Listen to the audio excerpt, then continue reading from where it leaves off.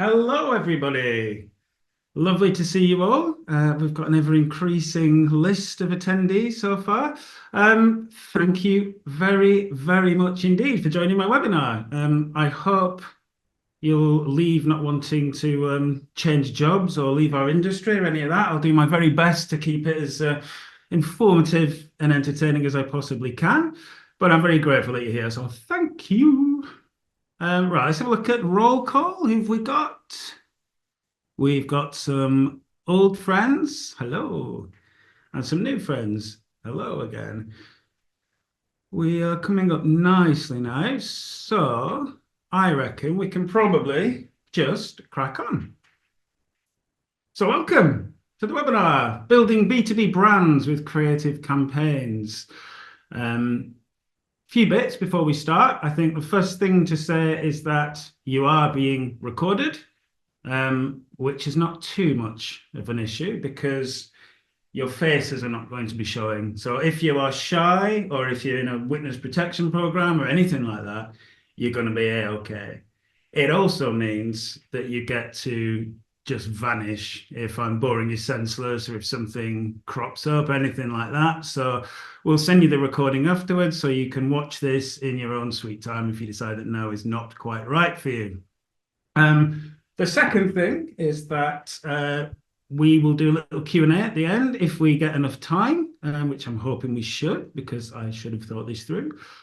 If you go into your nav bar and go to the little circle that says more, you should click that and get Q&A at the top, and then you can just pop in your questions as and when you see fit, and we'll have a look at the end. And then the third and final thing before we get going is that this is all about building B2B brands with creative B2B campaigns, but the fundamentals and the principles are pretty much the same for B2C as well. So you don't need to turn up and then immediately leave if you think this isn't going to be relevant, because it is relevant for you. So, shall we? I think the first thing to say is that you guys are an intelligent audience, and a lot of what I'm about to talk to you about is stuff that you already know. I will try my very best not to patronize, but I don't promise. As I say, this is not kind of rocket science, and you're on here for a reason. I imagine there's a pretty good level of knowledge here, but I just feel like if I can consolidate my thinking, it might help you to galvanize yours a little bit. So, a little bit of context to get us up and running. The context that we're dealing with here, the landscape as we have it, is that lots of B2B brands are investing in campaigns at the moment, but they're still not thriving. Now, there's lots of reasons for that, but fundamentally, there's a biggie from a campaign's point of view, in that they have a short-term view. And by short-term view, I mean that they're scrambling around, looking reactively for immediate sales. And whilst they're doing that, they're actually not focusing on generating future demand. So they're not future-proofing their brand. It's all well and good, and it's absolutely fine. Having a short-term view will, there's a good chance it will give you those peaks of immediate sales that you're after, but those peaks will almost certainly be followed by a dip, which will leave you in the same place or even worse off than you were before. So in essence, a short-term view can only ever paper over the cracks. And if you're papering over the cracks with quick wins, then that's never going to equate to sustained success. But what does equate to sustained success is long-term thinking. And that is where brand campaigns really come into their own, which is why I'm here now talking to you about them. So, brand campaigns. Over the course of the next half an hour or so, I'm going to be talking to you about 4 things: what they are, how they work, why they're important, and when you need one. Now, beginning with what they are, this might be the bit that's the most likely to patronize, because you will know this. There are lots of different definitions of a brand campaign. The one that I've gone with is this: a brand campaign is an organization's opportunity to build or rebuild its image in the mind of the consumer. And that bit in bold's the really important bit. It's the building or rebuilding of its image. Now, a brand can't focus on its image by talking about the things it sells or offers. A brand focuses on its image by talking about what it believes in, what it stands for, what its purpose is, what its promise is to the customers. And brand campaigns are fantastic at doing that. It's also worth saying that a brand campaign is not a standalone activity. It's a really key part of the brand building process. And by that, I mean that if you have a clearly defined brand and a clearly articulated brand, that's brilliant, but there's absolutely no point in that if you're not going to be able to send your message out into the wider world and tell people what you stand for and why you exist. Equally, if you don't have a clear definition of your brand and it's not clearly articulated, you can go to town with a brand campaign, but it's not going to be very successful at all because the foundations are just not solid enough. So it's a really key part of a process. Each part of that is equally vital, but today is all about the latter part. So that's the whistle-stop tour of how what they are. In terms of how they work, in a nutshell, they work by doing the brand building job that short-term tactical activation just can't do. Short-term tactical activation does lots of things and it does them well, but typically it's highly targeted. So it's focusing on specific audiences or sometimes even a sub-audience within an audience set. They're there to drive action, and most of the time action means immediate sales. They want people to do, they want people to make a purchase. Because of that, it's a logical thing, so they tend to be more rational. So they're aiming at the head of the consumer rather than the heart. And the focus of what they're all about tends to be on the products, the services, the goods, the tools that they offer. Whereas a long-term brand campaign is completely different in that it's much less targeted. It tends to be more in the mass market realm. It's not about driving action. It's about driving awareness and familiarity with a view to putting your brand up towards front of mind. And because of that, it doesn't tap into the head. It taps into the heart. It pulls at the heartstrings in a bid to create some connections with the audience. And it creates those connections by not talking about what it is that a brand is selling or offering, but about what it stands for, as I mentioned earlier. And in doing that, it takes you on the journey that the short term can't take you on. Short term will usually result in your organization being used as a kind of a dispensable transactional entity where you will pop in and you make a purchase and then you may or may not go back. But when you hit some long-term activity on top of the short-term stuff, then you're taking a brand further away from being a commodity and more towards being a trusted brand partner. And by partner, I mean a brand that you have an emotional connection with, that you're making a choice to engage with and keep engaging with. So it's incredibly important stuff. And there are some fantastic examples out there in the wide world of this working. These colorways are probably testament to the fact that this is one of the most iconic brands in the world. You will almost certainly know what I'm about to show you. But the point is this: McDonald's, like any brand worth the salt, they spend an awful lot of time and effort on a tactical, product-focused activity. And actually, they have stratospheric sales right across the planet. So there's a very valid shout to say that these comms in their own right work incredibly hard. Now, I'm not going to do them a disservice by saying that that's not true, but actually the big reason why these are so effective is because of this stuff. This is McDonald's other kind of brand work. This is the long-term work that's tapping into emotion. This is the work that creates a sense of familiarity, a sense of comfort. This is the stuff that makes you feel like it's a brand that understands you as an audience. It creates emotional connections, and those connections, as I've just said, kind of drive the audience to want to engage with you, but actually keep engaging with you as well, because you're right at the front of mind in terms of the consideration set. Which means that when you do come to put a price point on one of your products, when your brand work has been sweating so hard, you're kind of already there, and the tactical stuff's just there to get you over the line. So this is a fantastic example of how a brand work, overarching tactical work, helps to create a brand that's a global titan. But today's not about B2C, it's about B2B. And I think increasingly the B2B world has been waking up to this fact that actually investing in emotion, long-term brand work is absolutely vital to sustain success. So there's a couple of examples here of brands that are doing this absolutely brilliantly. The first one is Hiscox, the insurance firm. I believe we have somebody on from Hiscox, so if you've made it, hello. This is a campaign, very recent campaign, that's aimed at small business owners, and it's talking to them about the day-to-day challenges they face of owning a small business that might actually result in you needing some help from your insurance friends before positioning Hiscox as the insurance partner of choice. It's a beautiful piece of work. And it's all about highlighting mistakes that can get made over the course of a working day that could have a pretty profound effect on your business. So in this case, it's a piece of work has gone out to print and there's been riddled with proofreading errors. That's a problem. Hiscox shows that they understand that, and then they present themselves as the solution to it. Or this, another thing, this time somebody's made a mess of the measurements and you've got something that's wildly unfit for purpose. A little mix up there. Or here, somebody's missed a key print deadline, the client's not very happy, and they're threatening to get legal.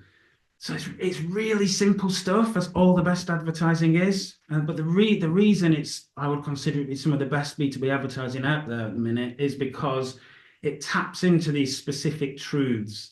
And if you're speaking the truth to an audience, then they get that you understand them, you understand their plight, and you empathize with them. And that's the stuff that builds trust. And once they trust you, they want to engage with you and keep coming back.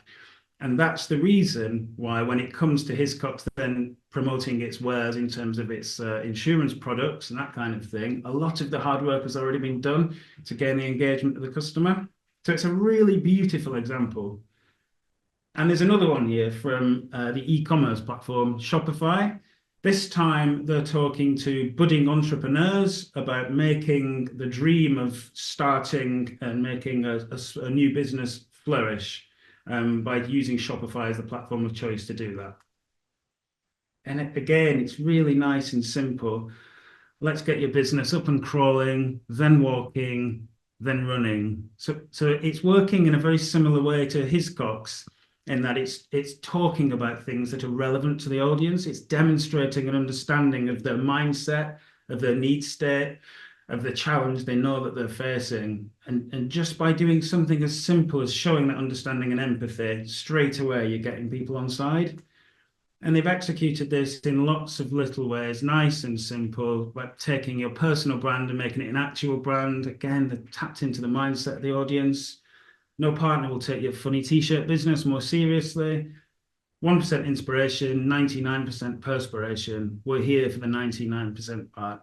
So Shopify is showing an understanding that these people need some help, they need some expertise, they need some hard work, they need somebody that will take you from where you are to where you want to be. And again, by operating like this at a brand level, when it comes to selling the products, the job is half done already. So whether it's Shopify or whether it's Hiscox, which I would say are two of the strongest B2B brand campaigns out there, the strongest of all of them have something in common.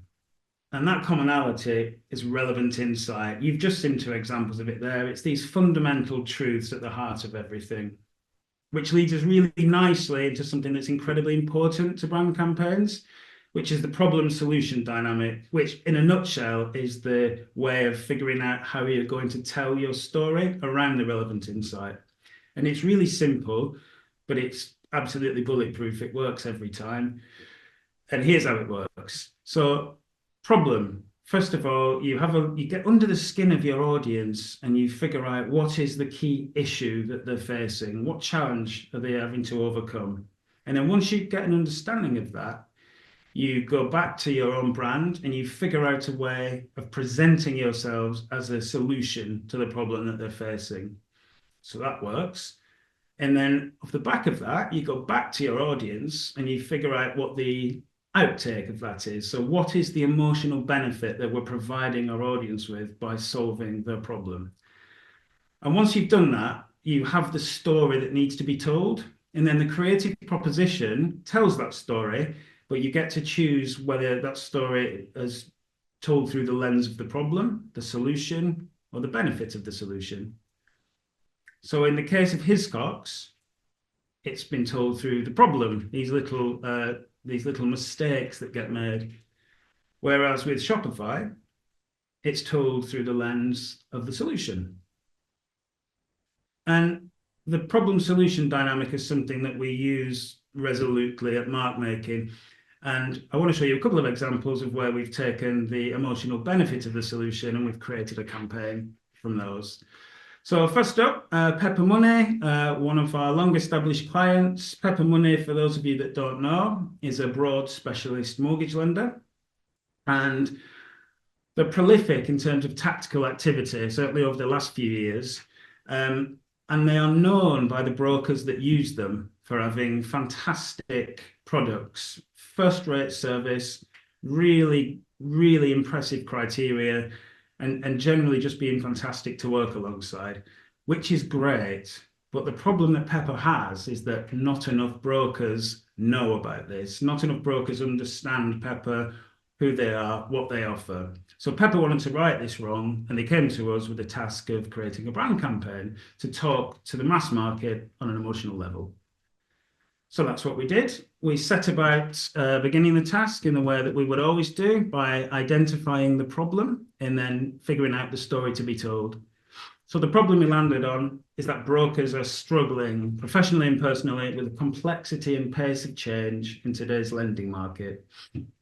So being a broker is a difficult job at the best of times. It's very multifaceted. There's 1,000 different plates being spun. But in recent times, with social and economic uncertainty, political unrest, war, all that kind of thing, everything's just got harder still. The solution that the brand can offer its audience to the problem is that they can clear a path through the complexity to make brokers' professional lives better. And in doing so, they can make their personal lives better. So no more late nights, no more missed family outings, no more cancelled holidays, all that kind of stuff. So the benefit of the solution is that in the ways that really count, which is the professional and the personal things I've just mentioned, Pepper enables you to be the broker you want to be. All of which ended up looking like this. It was our Be More You campaign, which is still live and will be for a good while yet, so keep an eye out. And by Be More You, we're saying that actually take a step back. You do not need to be the broker you're forced into being at the moment. You can get back, with Pepper's help, to being the broker that you want to be, more like your true self, professionally and personally. So that looks like lots of different things, from being more confident for some people, to being more resilient to change, being more productive at work by not having to focus on as much of the small stuff, being more regarded amongst your client base, being more renowned, work-life balance, having more balance in your life, being more relaxed, being more sociable, even being more healthy, all because Pepper is taking the sting out of your working world. So all of that culminates in Be More You. Much like the two campaigns I've just shown you, it's beautiful in its simplicity. It's also beautiful in its flexibility and its scalability. So we took that big idea. I won't sweat the small stuff here, but we executed it through all of the channels, and we've got a piece of work that doesn't mention Pepper's fantastic criteria, great products, first-rate service. It's all about building that emotional connection with an audience. So it can only stand Pepper in good stead. And whilst we're speaking of mortgage lending, Coventry for Intermediaries is another one of our lovely clients. We've done a piece of brand campaign work for them as well in the last 18 months or so, which again was born of the problem solution dynamic. In this case, most mortgage brokers are feeling like finding a lender that puts them first is a bit of a struggle. This came from some research groups that Coventry created, and actually they do feel as though lenders can pick brokers up and put them back down when it suits. And as I mentioned previously, these are multifaceted roles that demand assistance at every step of the journey.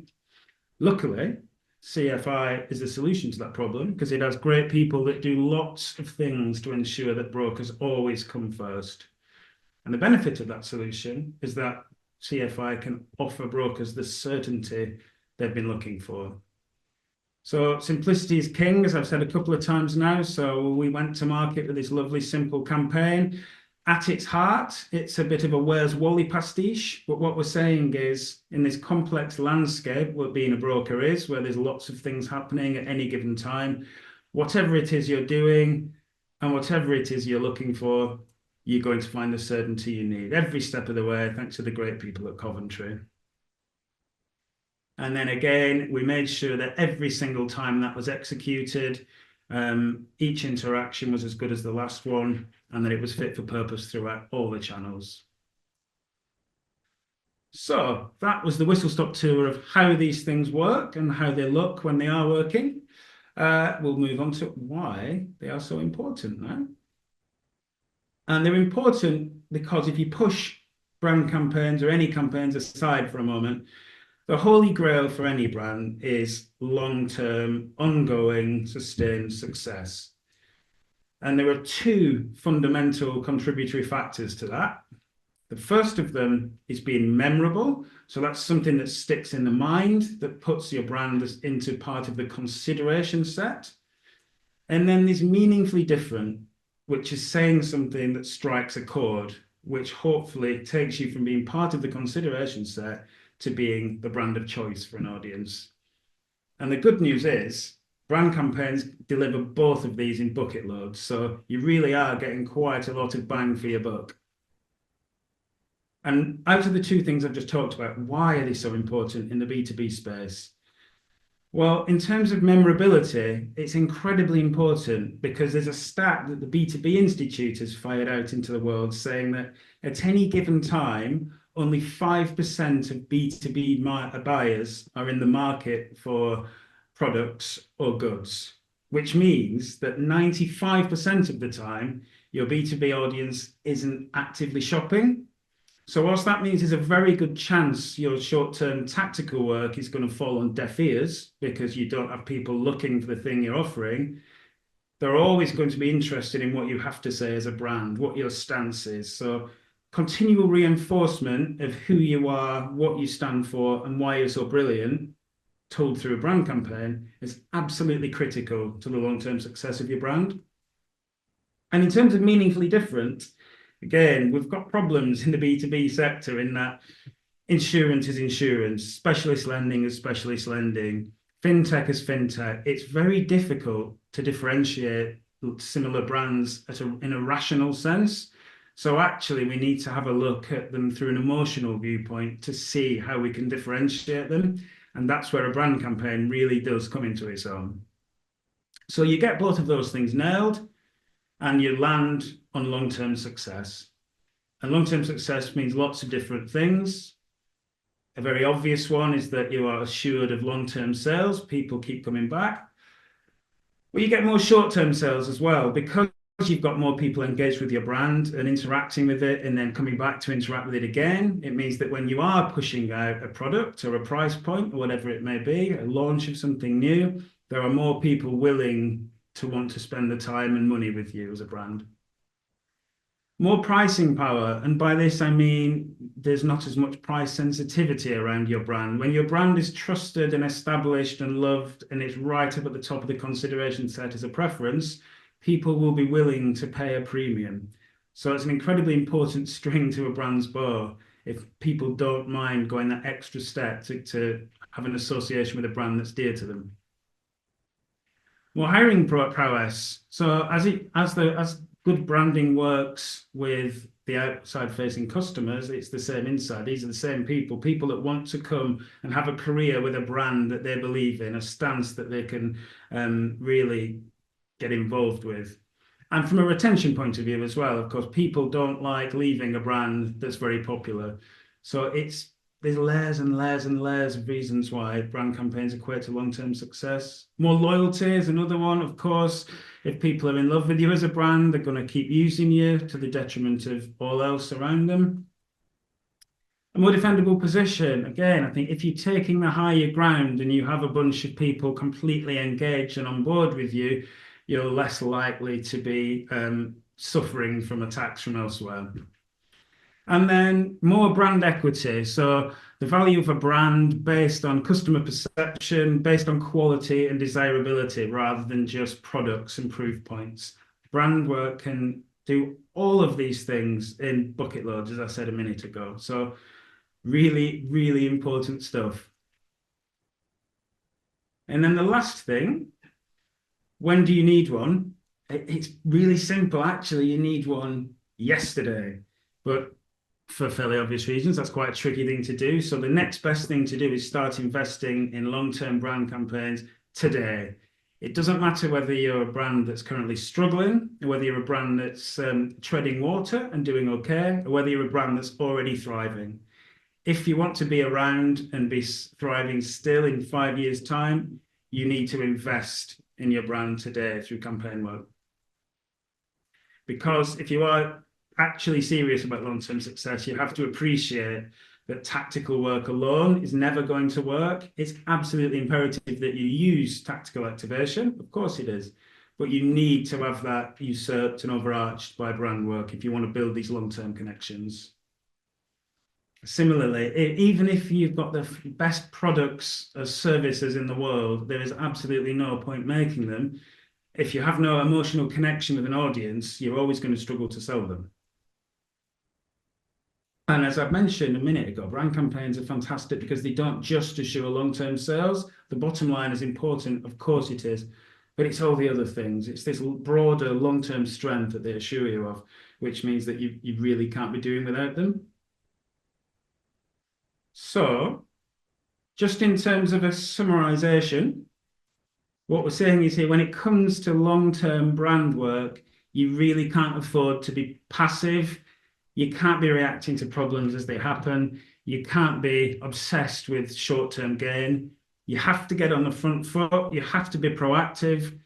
And in doing that, what you're going to end up doing is creating demand, not just in the here and now, but actually future demand as well. And by future demand, I don't just mean sales. I mean value that goes way beyond your balance sheet, taking a brand into something that's properly salient, always front of mind, always a preference for people, and just working incredibly hard. So that was Whistle Stop. I've miraculously managed to stay reasonably on time, which is an achievement for me. So we have a bit of time for a few questions. So I'm not going to be able to answer everything right here, right now, but feel free to email me whenever you like. Well, daytimes, I guess. And I will do what I can to answer. In the meantime, shall we see if anybody is out there? Okay, we have a question in from Zoe. What if I'm unsure of what my brand stands for? Okay, that's a tricky one, because if you're unsure about what your brand stands for, so you're not in a position really to go to market with a long-term brand campaign. You need to go back to basics. If you go with a campaign straight away, you'll be building a house of cards. Campaigns only work when the relevant insight is there. You can only get a relevant insight by understanding your audience. You only understand your audience by being clear on who you are as a brand. So you need to go back to the drawing board. If you're not sure of what your brand stands for, you need to go back to the beginning of the brand building process, define it. Only by clearly defining who you are as a brand, what you stand for, and then articulating that through some positioning work, so visual identity, verbal identity, etc., etc. That's when you're ready for a brand campaign, because the brand campaign serves to what we call amplify these messages, but you have to know what the messages are in the first place, or that's just not going to stack up. Ooh. Okay, question from Chris. You've mentioned relevant insight. Where does relevant insight come from? That's a good question, Chris. It comes from a few places, actually. Sometimes it comes from a universal truth that's just out there and we all recognize it and it's irrefutably correct. And sometimes that works incredibly well. Other times, like in the world of specialist lending, for example, you need to get on the cold face, get into the front foot, and really get under the skin of your audience. So workshops are really good. speaking to the people who the communications are going to be out to, understand their problems in the real world, get to the truth of the matter about what their day-to-day look like, where their pain points are, and that creates some real authenticity. When you can speak to the audience that you're intending to communicate with, that's usually where the richest seam of relevant insight comes from. But I guess the most important thing to say in all of this is you never ever go to market with a campaign of any description that's not based on a complete truth. Your consumers will see right through you if you're making something up. And a lot of brands do that. There's a lot of work out there where it's a brand talking about what the brand wants to say, rather than the smart ones that are brands talking to their customers about the things that customers need to hear. So there's a huge difference. If you don't have a pertinent truth to tell, you don't go out to market with a campaign. Okay. Oh, it's my old friend Magdalena. Hey, Magda. What have you got to say? Are these any specific types of emotions that are more relevant to B2B audiences? E.g., we want them to feel pride or something. Is it more nuanced to B2C customers or similar? Good question, Magda. No, is the answer. I think increasingly B2B, as I mentioned up before I did the Hiscox piece, B2B is now just being seen as P2P or people to people. And actually, the same people that traditionally have stuck a tie and a briefcase on and gone to the drab conservative B2B working world, they're the same people as us. There's nothing drab about it. And they have the same interests out of work than we do. They have the same feelings as human beings we do. They're just people. So whether you're talking to a B2B audience or a B2C audience, you're talking to people. And those emotional connections are always going to be the same. It's only the subject matter that you're talking about that changes. So historically, Magda, people have nuanced their emotions and their insights to cater for a B2B audience, but in the world where it's now people talking to people, no, those nuances are being swept under the carpet.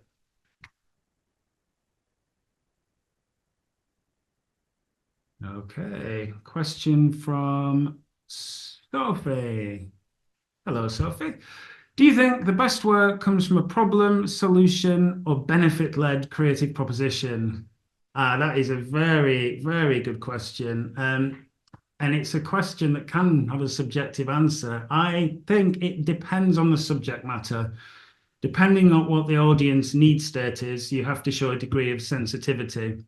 So Hiscox, for example, that is a perfect example of focusing on some jeopardy or some peril, because there's nothing catastrophic about the consequences of it.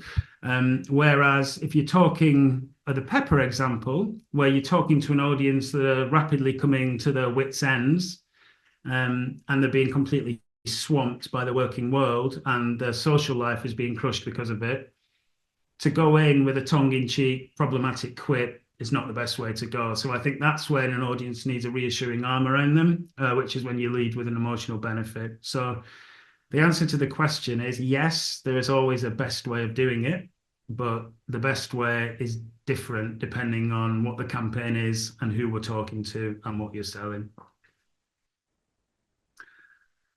Question from Lee.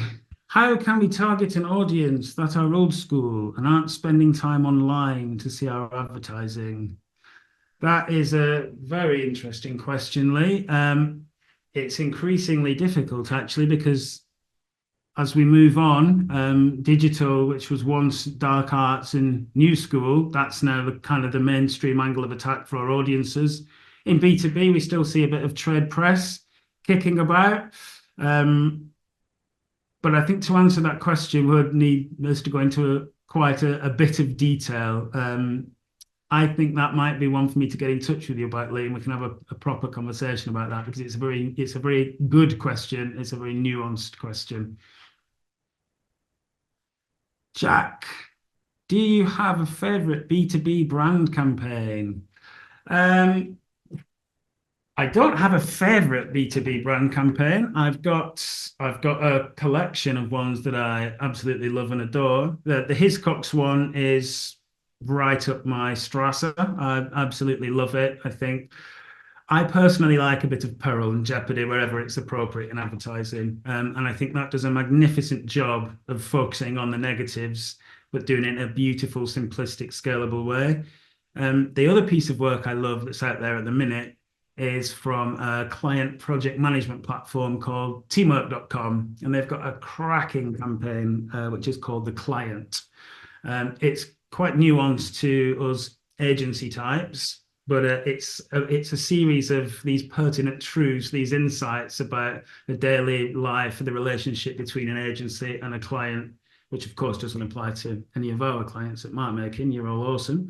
But that's well worth a watch. If you Google teamwork.com, The Client, you should get a good laugh out of that.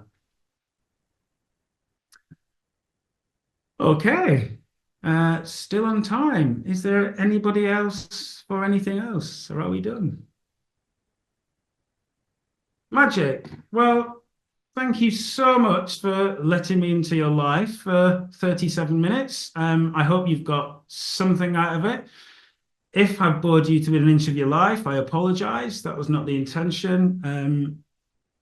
There's lots more I'd like to talk about. We just don't have enough time at the minute. So that website address or even email address is up there. Please feel free to get in touch or get in touch with the agency. Get in touch with us through the Markmaking website. We'd love to have a conversation with you.